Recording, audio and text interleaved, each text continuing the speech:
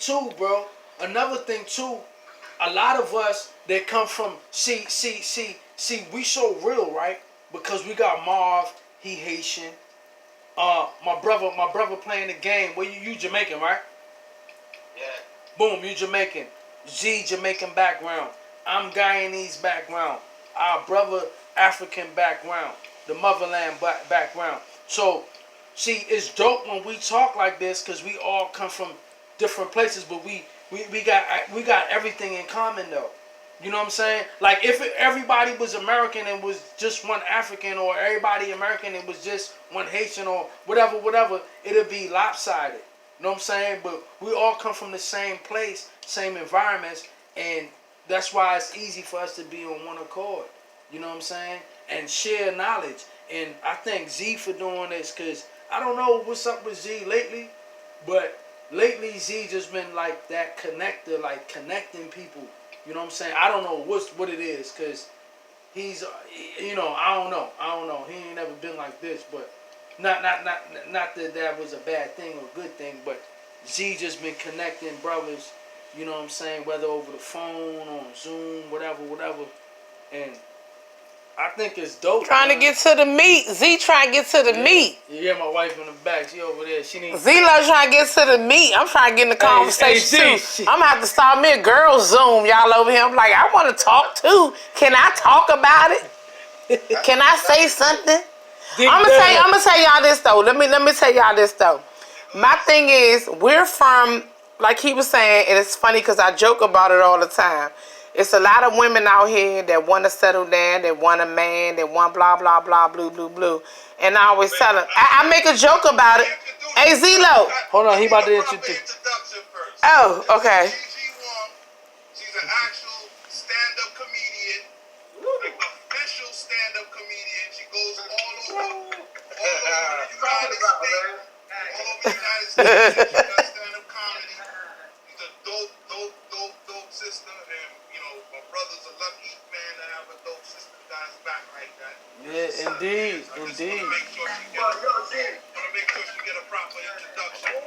Thank y'all. Where can we get to see her? Like, but you're gonna have to go. She can send me her flyers because you don't put stuff up because you don't want people moving comedy stuff around. You want it to be fresh when you go and see it. So it's live every time, right? Yeah. When she have her flyers and everything, but she'll send it to me and I'll just disperse it out. I love concept. So just a little background. We can't go through the whole scenario because we've been together for 10 years. You know what I'm saying? People say, how long y'all been married? 10 years. How long you been together? 10 years. Because he came here in November, we got engaged in December, we got married in January. So we've been together for that long because I understand my power and my worth as a woman. I already know if you get with me, Slim Shady, your life gonna be a little bit better than it was before you came about.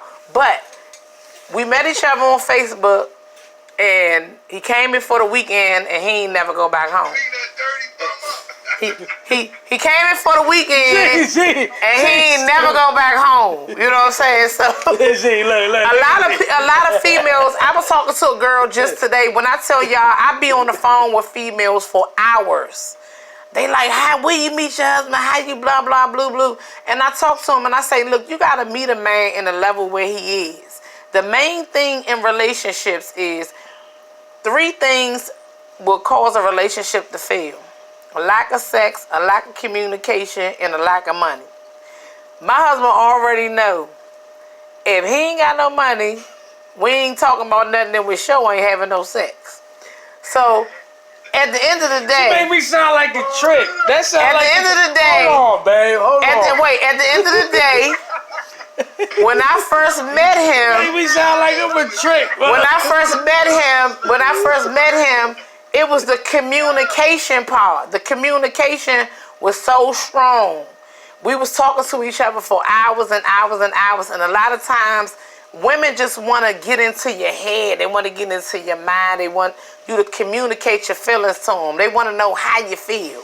So my mother used to send me to New York every summer, and I had cousins in New York. And I used to go there every summer, stay the entire summer, and I would come back, try and use y'all little words, be and all that old type of stuff, and, you know, talk like y'all, you know. But the whole thing was, it was communication. So even with, like he was just saying, just to piggyback on what he was saying about, he was grateful to Zelo for bringing y'all together. Yeah. Because communication is key in any relationship. And in any relationship that you're in, talk about it. Let people know how you feel. You know what I'm saying? They had a movement a while back. I don't know which rapper it was, or somebody that started a movement that was called, Are You Good? So you were supposed to ask every man in your life, are you good? Are you good, bruh? So just so to open up the door so that you can be able to talk about whatever issues that you're having. Talk about it. Don't be afraid. I got 2 sons and a grandson. My best friends was always dudes. I always hung out with dudes and talked to dudes. I always loved the conversations because that is a rare gem. And I just want to say to a lot of the people that's in New York, for whatever reason, y'all talk. Y'all talk. Sometimes it be irritating, but you talk. So when you talk, you give people the upper hand, or give the people the opportunity to make whatever it is right in your eyes, because as long as you don't know, you always have that excuse. Oh, I don't know what's wrong with him. He tripping. What he talking about? You know what I'm saying? But you gotta voice your opinions and you gotta speak up. And a lot of times, and that's why this George Floyd situation is so prominent right now. It's so awesome. I'm loving it. When I tell y'all, I was crying the other day when they said that they're gonna tear down that statue in Virginia of Robert E. Lee that symbolizes racism and slavery and all of that. I literally cried real tears because, and then you gotta shut down the naysayers. People be like, oh, they just gonna do that for a minute. No, shut that down.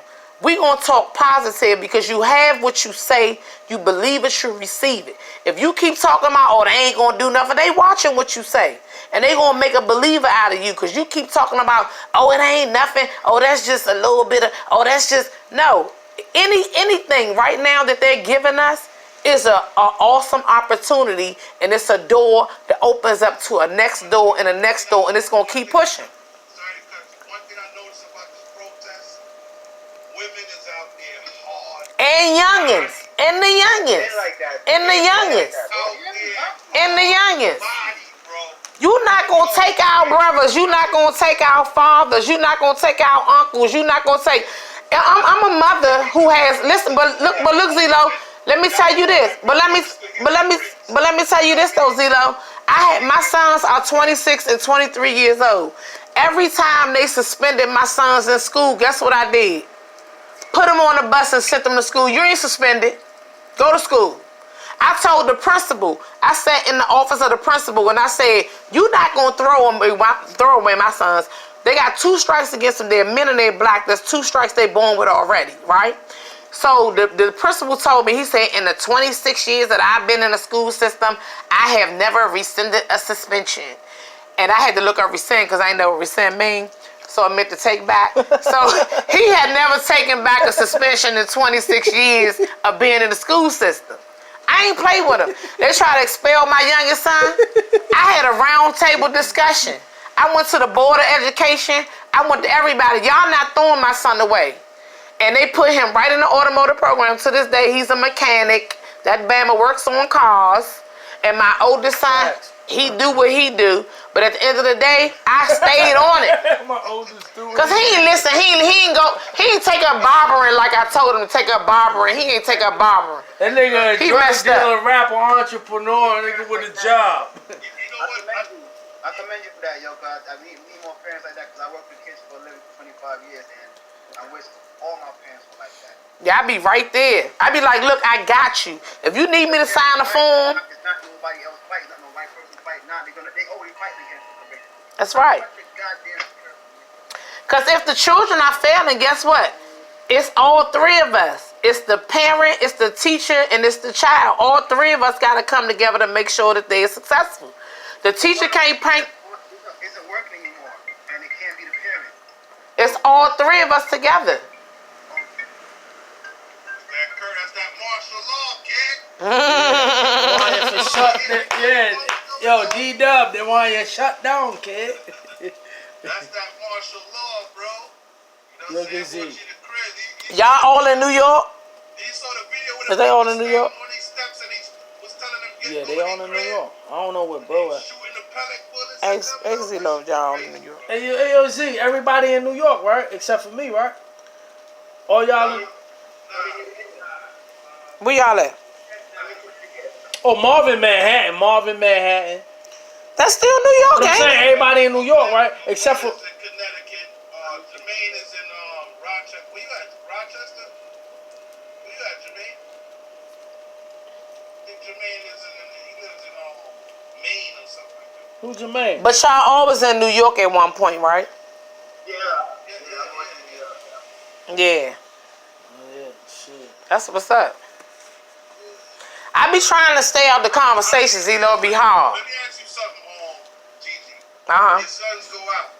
Mm-hmm. Do you have any type of fear or anything like that? Wondering how it is when they out there? Okay, so when my oldest son was in the 8th grade, he was about to stay back. So they put him in the 8.5 program for summer school. Because I was a single parent, they had a representative from what they call the Keys program to come and sign him up for the Keys program.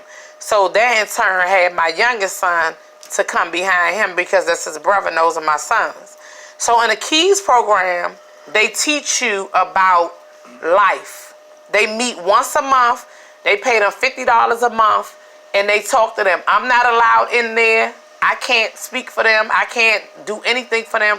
I had to take my name off of their bank accounts, and their bank accounts had to be in just their name. So they taught them how to dress, how to speak in the interview, how to greet a person when they come in contact with them. So they learned from the Keys program how to be. So both of them pretty much have a rapport with people where when I see them in action on their jobs and things like that, I be like, dang, that ain't my son. They very, very respectful. They're very proper. They put on their best faces, you know what I mean? And they represent well. So with that being said, they know how to conduct themselves throughout because they were in this program. So what I do as a mother, and Dwayne will tell you, I used to cry when they weren't living with me because I just was so worried about them. So I started praying for them. I pray for God's protection over them, God's favor over them. I pray that no hurt, harm, or danger will come nigh their dwellings. I pray that he leads them, that he guides them, that he strengthens them every day when I'm in the shower. If I wake up 3 o'clock in the morning, I'll pray for them. I'll just start praying for them. God, I pray that my sons are asleep, that they're in bed. And that's the only thing that gives me peace. And then my youngest son, he had tents on his windows or whatever. And I was like, son, you know that's too dark. The police gonna pull you over. He was like, oh, nah, mommy, it gotta be such and such, such. So because he's a mechanic, he knows the laws about how they can pull him over. And if they pull him over, he's gonna be respectful because he was taught that. So at the end of the day, you can't pray and worry. You gotta pick one or the other. Because if you worrying, that means that you doubt God's word. You see what I'm saying? So it got to go a little bit deeper. As a parent, it has to go a lot deeper because if it's not, then you wouldn't be able to sleep at night because you'd be worried about your sons all the time. Just like when all that stuff happened in D.C. the other day when they was macing the kids and doing all this. My kids was at my house. So by them, my sons being at my house, I knew they weren't out there. So that was one night that I didn't have to worry about them. Or I didn't have to really pray too hard about them. But prayer, that's it. Just praying. She made a good point too with the Keys program. This is what I was talking about earlier. Like with all our successful black men and women in the world, basketball players and Oprahs and you know all these rich black people. Why isn't it a Keys program in every black community in America? Yeah. Because they're always having the funding for them. And it's only a certain amount. And they only take a certain amount. I'm saying Because it goes back to what you're saying about the voting thing, Z. Forget the funding from the government. Why don't the rich black people come together, create their own funds, and fund these things? Yeah. Because you know how it goes. Yeah. And then on top, and then on top of that, Z, and on top of that, every year they were guaranteed a summer job. So before all of the Maryland kids come to get summer jobs, my kids had priority over the other kids because it's private funding. It comes from the KEYS program is privately funded. It's not funded by the government. It's funded by Metro workers and all that type of stuff. Right, so that's private funding. Yeah, it's private So funding. we should have private funding is people Yeah. with money. Yeah. So we should have black people with money Yeah. privately fund a Yeah. bunch of type of kids, type of programs Yeah. all over the country. Yeah. Or That's what they should have. similar type of institution. Yeah. You know what I'm saying? But instead, motherfuckers would take $3 million to buy a Bugatti. In 2-3 years, That's sad. played out. That's sad. Yeah. Yeah. Well, the people that's buying the Bugatti ain't the ones that really got the money. It's motherfuckers like Oprah we should think about, because you got billions of dollars and you really, or Tyler Perry or something. The niggas is trying to get the Bugattis is the niggas that just came out the projects and got two. You know why Oprah has no faith system? You know why Oprah is not a faithful person. Hold on, I think Sha wanted to say something. Okay. I think your mic muted though, Sha.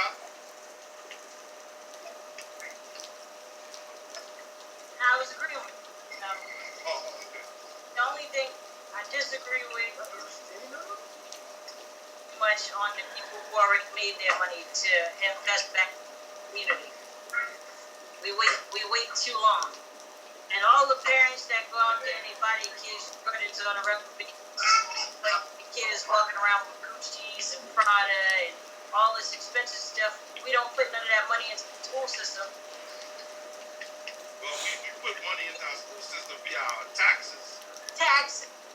When I went to school in Long Island, So it's like taxing us and then putting extra money on top of the taxes. What is going to be left for us? But again, How you going to pay your rent? How you going to pay your food? I agree with her. That's again that system. on miscellaneous stuff, you can pay that extra money. Remember, tax money always comes back to you. True, Every, You gotta understand how the neighborhoods work. It's only because they're in a low income neighborhood why the school isn't getting up, because they made sure we can't buy houses. If we can buy Right. houses, we want to we can absolutely buy houses. Do we do it? No. I still see people buying houses. But again, there's been a system that curtails us from buying houses. This has been a system, like I said, it's a system. It's the healthcare, it's the real estate system, it's the police system, Education. Everything. It's a lot of levels. It's not just one. Just that this guy got hit by the police one, but it's a whole bunch of things that's against us right now that keep us from getting certain things, redlining. Let her talk though. Let her talk. That we think about. There's millions of us. Billions of us. There's so many of us. So many of us. So I agree with her. the excuse about this stuff and what's put against us, we can break the system. There's so many more of us, and that's why they're scared of us. There's so many smart black people with ideas walking around the street every day. Every day, but we're not using it to our advantage. We're so busy focused on what is against us that focuses on the things that we can make better and make our communities better. On every corner in Crown Heights, an Arabic person owns a fucking store. But we also focus on me and mines. We also focus on me and mines. We don't want to help nobody. We don't want to help nobody. I just say that we're not trying to do these things because you got to remember too that there's also obstacles in the way. That Arab could go to his people and get bread to open up that corner store. We can't go to our people. Because we always focus on me and mines. And fuck And they scared that somebody gonna rise fuck above the them. next person. Fuck Or you my gonna do brother, better fuck than me. whoever. It's me and mine. Or I'm gonna help you and you gonna rise above me. In our own communities, we selfish. Thank you. Said that. You Hold on, scared that I'm hold gonna on, rise hold on. above you. 100% selfishness. Yeah, we selfish. That's why we don't get ahead. See, everybody, them Arab niggas, the Jewish, everybody that we want to talk about, they all come together and pot their money together. Let's put 100,000, 10 grand together, 5 grand together. We don't do shit together unless we turning up, bro. Or we at a funeral or some shit. Like each other. I'll give you a perfect example. The people next door, the Jewish people next door, they live in the same house. They brought out the black people that used to live there. The mother died. The son turned to junkie or whatever, the house went, right? Jewish people next door don't even like each other, okay? But they got a whole house together, and it's paying all Salute. their bills collectively.